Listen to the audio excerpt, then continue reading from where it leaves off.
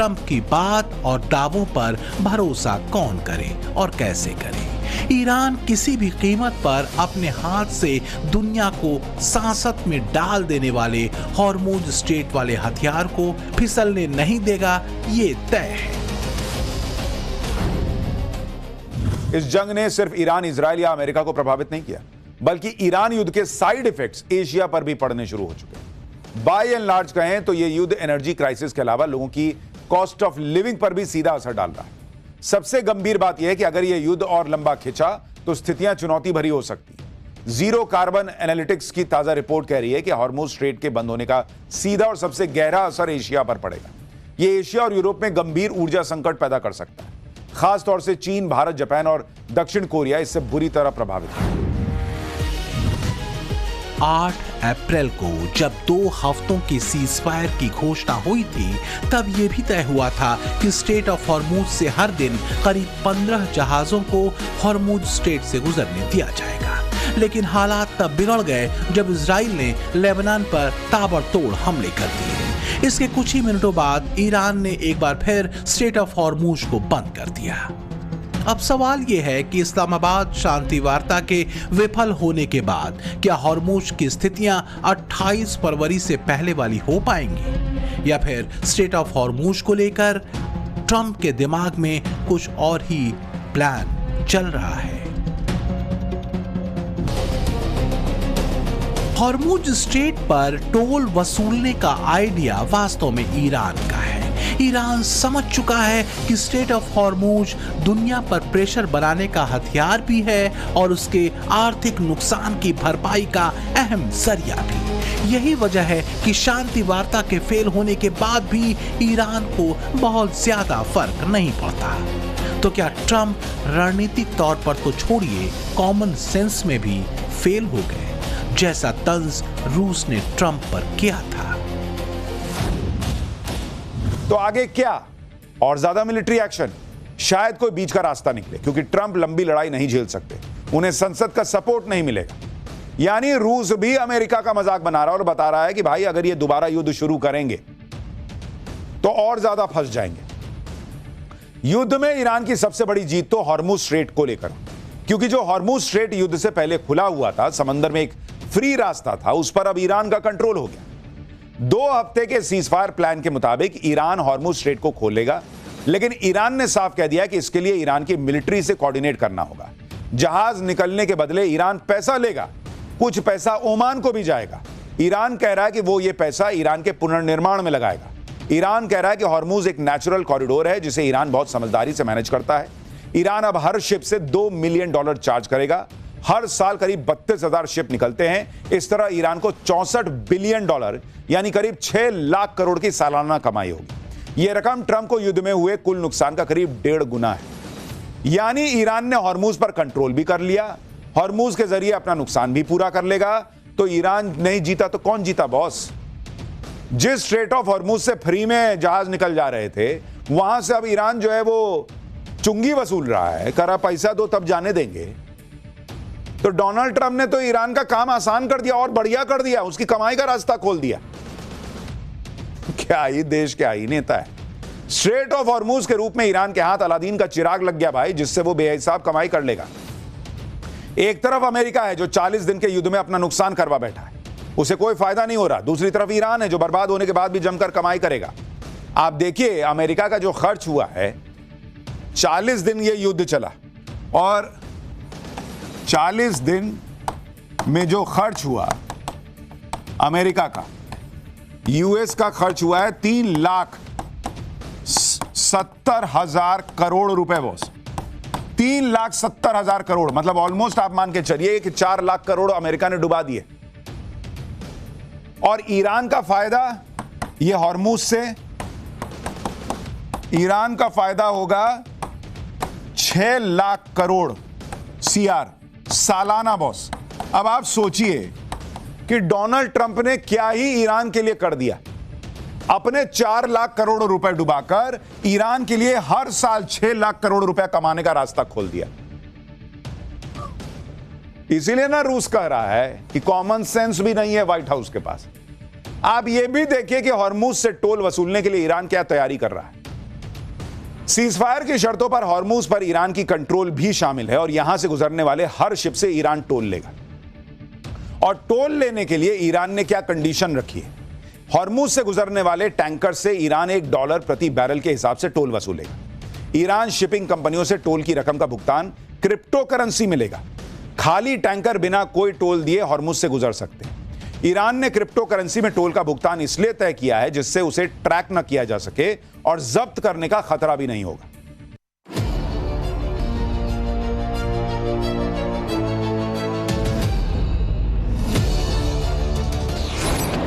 यानी एक तरह से अमेरिका की जंग दुनिया की इकोनॉमी के लिए एक बड़ा संकट बन चुकी है। अगर इस्लामाबाद वार्ता के फेल होने के बाद ईरान ने हॉर्मूज से गुजरने वाले गैस ऑयल टैंकर्स पर टोल वाला सिस्टम परमानेंट किया तो दुनिया भर में महंगाई का बढ़ना तय है। इस्लामाबाद वार्ता में ईरान ने ट्रंप को ठेंगा दिखा दिया है। फिलहाल तो अमेरिकी रक्षा मंत्री पीट हेग्सेथ के इस बयान को सोशल मीडिया पर चलाकर लोग ठहाके वाले इमोजी चिपका रहे हैं। अमेरिका का थोथा चना घना बजता रहा और ईरान ने रणनीतिक तैयारी से चेकमेट कर दिया। फिलहाल तो ऐसा ही दिख रहा है। सच्चाई ये है कि ट्रंप कहीं के नहीं रहे। इस्लामाबाद की फेल्ड वार्ता भी ट्रंप के हिस्से में ही गिर रही है, ईरान के नहीं। ईरान इस वार्ता में भी एक तरह से विजयी बनकर ही निकला है और ट्रंप वहीं के वहीं खड़े हैं। हाँ, ये बात और है कि उनकी तरफ से वार्ता के फेल होने पर तैयार विकल्पों का एक पुराना लेख सोशल मीडिया पर ट्रेंड कर रहा है, जिसमें ट्रंप ने वार्ता के फेल होने पर धमकी दी थी।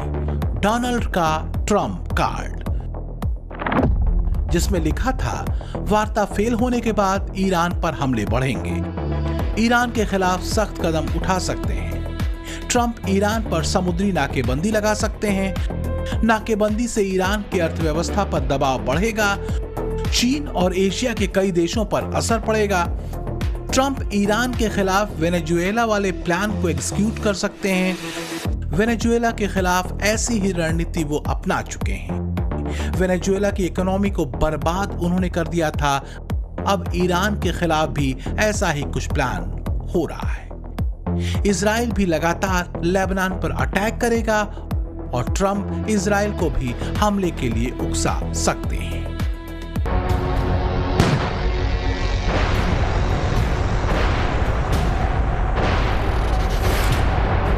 अटकलें ये भी लगाई जा रही हैं कि मुमकिन है कि ट्रंप ईरान के तेल निर्यात के अहम केंद्र खार द्वीप पर सेना उतार दें।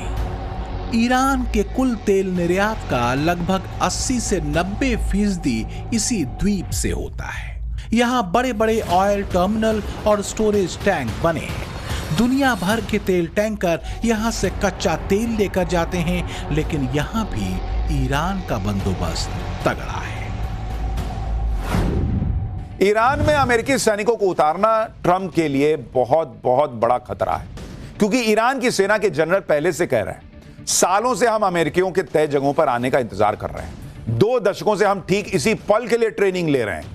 अब हमारे पास अमेरिकी सैनिकों के लिए बस एक ही संदेश है, और करीब आओ, कम क्लोजर। यानी ईरान भी खुलकर कह रहा है कि तुम पे हमारी नजर है, तुमको मारने के लिए हमारी 20 साल की तैयारी है। आओ ना, आओ। खार्ग आइलैंड पर अगर ट्रंप अपने सैनिकों को उतारते हैं तो ईरान ने भी खार्ग को अमेरिकी सैनिकों की कब्र बनाने का पूरा जाल बिछाया हुआ है। ईरान ने खार्ग के पास स्मार्ट माइंस और एंटीशिप माइंस बिछा दी हैं। खार्ग आइलैंड पर आत्मघाती ड्रोन भी तैनात हैं। ये ड्रोन झुंड में हमला करने के लिए प्रोग्राम किए गए और यूएस नेवी के रडार को कंफ्यूज कर सकते हैं। खार्ग में बंकर्स के नीचे S-300 और S-400 तैनात हैं। नूर, कादर जैसी एंटीशिप क्रूज मिसाइलें तैनात हैं। IRGC के स्नाइपर्स को ऊंची चोटियों पर तैनात किया गया है। इसके अलावा ईरान ने स्कॉर्चेड अर्थ रणनीति भी तैयार की है। द्वीप हाथ से निकलता देखकर यह रणनीति काम आएगी। इस रणनीति में हार होने पर हर उस चीज को नष्ट कर दिया जाता है जो दुश्मन के काम आ सकती है। अगर ऐसा हुआ तो तेल के कुओं और टर्मिनल को ईरान खुद उड़ा देगा और पूरा खार्ग आइलैंड आग के गोले में तब्दील हो जाएगा। यानी ईरान का हिसाब क्लियर है। एक तो वो अमेरिका को घुसने नहीं देगा। अमेरिका घुसा तो मारते मारते मरेगा, और अगर मरने की नौबत आ ही गई तो पूरा खार्ग आइलैंड तबाह कर देगा। एकदम फिल्मी कहानी है, बहुत फिल्म में नहीं होता है कि एकदम पूरा बम वम लगा हुआ है कि लास्ट में मरेंगे, एक बटन दबाए खत्म, सब फट गया। तो ईरान को हल्के में ना ले अमेरिका, और अब तक तो ना लेने की आदत पड़ जानी चाहिए। अब बस बात इतनी भर है कि वार्ता फेल होने के बाद क्या ट्रंप 2 हफ्ते की सीज़फायर को फौरन ब्रेक कर देंगे या कुछ और मोहलत ईरान को देंगे। जो भी हो, पर एक बात तय दिख रही है कि फिलहाल ईरान स्ट्रेट ऑफ हॉर्मुज को लेकर अपने इरादों से पीछे हटने वाला नहीं दिख रहा। अभी हाल ये है कि दुनिया के कई देशों में एनर्जी इमरजेंसी घोषित हो चुकी है। तेल गैस के दाम आसमान छू रहे हैं। दुनिया तेल के रुके हुए कारोबार ने अरब देशों की इकोनॉमी को बिगड़ने के संकेत देने शुरू कर दिए हैं। दुनिया समझ रही है कि स्ट्रेट ऑफ हॉर्मुज संकट वैश्विक अर्थव्यवस्था की तबाही के संकेत दे रहा है। हॉर्मुज स्ट्रेट पर ब्रिटेन के प्रधानमंत्री कूटनीतिक योजनाओं से लेकर सैन्य क्षमताओं तक पर विचार करने की बात कह रहे हैं, जो संकेत गंभीर है। ब्रिटेन के प्राइम मिनिस्टर कीर स्टारमर का स्ट्रेट ऑफ हॉर्मुज को लेकर सैन्य क्षमताओं पर भी विचार करने की बात कहना एक गंभीर संकेत है। कहीं ऐसा तो नहीं कि हॉर्मुज क्राइसिस युद्ध के दायरे को और बढ़ा देगा। ईरान का प्लान भी कम खतरनाक नहीं। ऐसी स्थिति में ईरान दुनिया के 10% एनर्जी के एक और रास्ते को बंद कर सकता है। जरा इसे समझिए। ईरान हॉर्मुज के 20% और बाब अल मंदेब से होने वाले करीब 10% दुनिया के एनर्जी कारोबार को बंद कर सकता है। यानी ईरान ने अगर हॉर्मुज और बाब अल मंदेब को कंट्रोल में लिया तो दुनिया के 30% एनर्जी व्यापार पर तेहरान का कब्जा हो सकता है। अगर ऐसा कर पाने में ईरान सफल हुआ तो ये स्थिति दुनिया की अर्थव्यवस्था को तबाह कर सकती है। इसलिए दुनिया भर के देश हॉर्मुज स्ट्रेट के रास्ते पर आवागमन को सुचारू करने को लेकर एक्टिव हो चुके हैं। पर क्या ईरान तैयार होगा? हमास, हूती और हिजबुल्लाह के बल पर भी इजराइल का कुछ न बिगाड़ पाने वाला ईरान अपने हॉर्मुज स्ट्रेट वाले हथियार को नीचे करेगा, या फिर ऐसा करने के लिए वो कुछ और शर्तें दुनिया के सामने रखेगा ताकि बाकी देश अमेरिका पर दबाव बनाएं? कहना वाकई मुश्किल है। ईरान देख और समझ चुका है कि किसी एटम बम या न्यूक्लियर बम के मुकाबले ज्यादा मारक असरदार हथियार है स्ट्रेट ऑफ हॉर्मुज, और यही वजह है कि अब हॉर्मुज स्ट्रेट को लेकर उसने अपनी रणनीति ज्यादा टाइट कर दी है। ईरान की मंशा यह है कि अभी नहीं बल्कि आगे भी हॉर्मुज स्ट्रेट पर अपना कंट्रोल बनाए रखे। तभी तो पिछले दिनों उसकी संसदीय समिति ने उस प्रस्ताव को मान लिया जिसमें हॉर्मुज से गुजरने वाले जहाजों से तगड़ा टोल वसूलने की सिफारिश की गई थी। ईरान ने इस प्रस्ताव में यह भी साफ कर दिया है कि सिर्फ अमेरिका या इजरायली नहीं बल्कि उन देशों के जहाजों का भी हॉर्मुज से आना जाना बंद हो जिन्होंने ईरान पर आर्थिक प्रतिबंध लगाए। पर एक बात और समझिए, वो ये कि ईरान की हॉर्मुज को लंबे समय तक ब्लॉक करने की योजना वास्तव में मरीन ट्रांसपोर्ट में फ्रीडम ऑफ नेविगेशन के बुनियादी सिद्धांत के बिल्कुल विरोध है, और लंबे समय तक हॉर्मुज को बंद रखकर वो दुनिया की नाराजगी मोल नहीं ले सकता। तब ईरान के लिए मुश्किलें और बढ़ जाएंगी।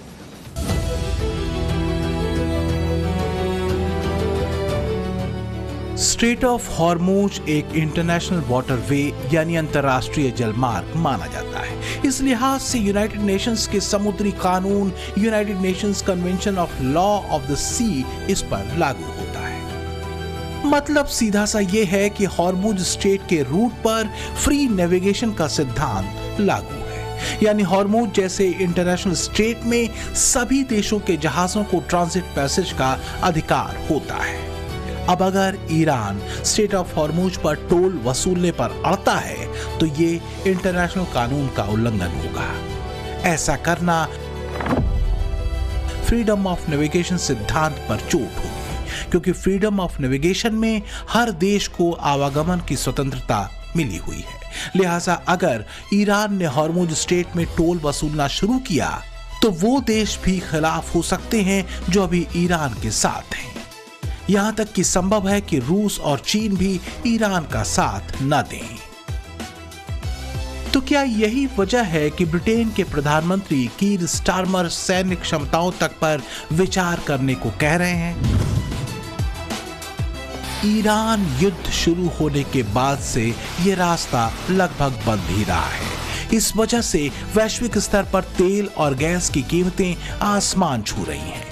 अमेरिका ईरान के बीच इस्लामाबाद वार्ता फेल होने के बाद तेल गैस संकट के और ज्यादा गहराने का खतरा बढ़ गया है। एक्सपर्ट इसे तेल संकट के इतिहास में दर्ज 3 ऑयल क्राइसिस से भी बड़े होने की भविष्यवाणियां कर चुके हैं।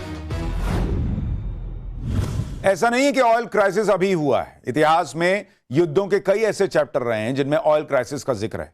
दुनिया में पहला ऑयल संकट 1973 में देखा, इजराइल में हुए योम किप्पूर वॉर के बाद, जब इजराइल के खिलाफ सीरिया और इजिप्ट ने जंग छेड़ दी थी। इस युद्ध में यूनाइटेड स्टेट्स और कुछ पश्चिमी देशों ने इजराइल का समर्थन किया। इस युद्ध में अरब देश बुरी तरह से हारे। इस हार से बौखलाए ओपेक देशों ने उन देशों को तेल देना बंद कर दिया जिन्होंने इजराइल का समर्थन किया था। नतीजा यह हुआ कि तेल की कीमतों में 4 गुना तक बढ़ोतरी हो गई, जिससे भारत का तेल आयात महंगा हो गया था और इसका असर लोगों की रोजमर्रा की जिंदगी पर पड़ा था। इसके बाद 90 के दशक का खाड़ी युद्ध, वो तो आपको याद ही होगा, तब भी तेल संकट गहरा गया था, जिसका बुरा असर दुनिया की इकोनॉमी पर पड़ा था। इतिहास की तारीखों को पलटें तो तेल संकट ने पहले भी 3 बार दुनिया में खलबली मचाई है। पहले तेल संकट 1973 में हुआ था, इजराइल पर थोपे गए युद्ध के बाद, जिसे योम किप्पूर युद्ध कहते हैं। दूसरा तेल संकट 1979 में दुनिया ने झेला ईरान में इस्लामिक क्रांति के बाद। और तीसरा ऑयल क्राइसिस हुआ था 1990-91 के बीच खाड़ी युद्ध के दौरान। तेल संकट के तीनों ही दौर में ग्लोबल इकोनॉमी धराशायी हुई थी, महंगाई और बेरोजगारी चरम पर पहुंच गई थी। तो जरा इतिहास में दर्ज पहले तेल संकट के बारे में समझिए। वो दौर अक्टूबर 1973 का था, जब मिस्र और सीरिया ने मिलकर इजराइल पर हमला किया था। यह हमला तब किया गया था जब इजरायली अपना पवित्र योम किप्पूर पर्व मना रहे थे। इसी वजह से इस युद्ध को योम किप्पूर युद्ध भी कहा जाता है। इस युद्ध में अमेरिका ने इजराइल की मदद की थी।